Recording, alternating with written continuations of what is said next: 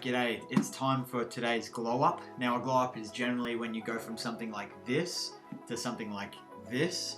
It's pretty embarrassing.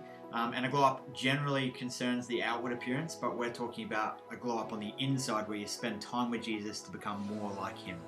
These videos are like when you're warming up for the big game of basketball, like it's your grand final and you're shooting a few hoops to get your eyes in.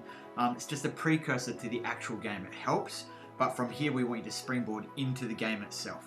So today I'm going to be reading from Philippians chapter 2 verses 1 to 4. Let's read it together now.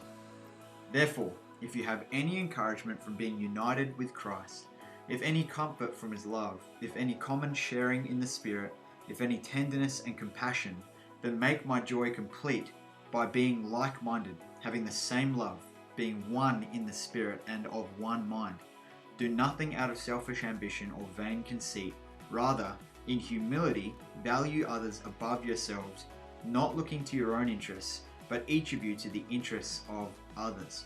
Okay, so let's break this down. What is Paul saying to his friends in the Philippian church? Well, he's saying that if you've learned anything from the life of Jesus, it's that Jesus sacrificed everything for those around him. And that is what true love looks like.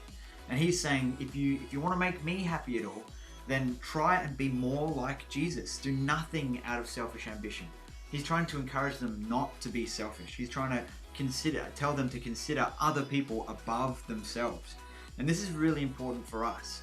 You know, Paul was writing this from isolation, and we're in isolation at the moment too, but there are still so many ways that you can love other people and put others before yourselves, and to look to the interest of others above your own.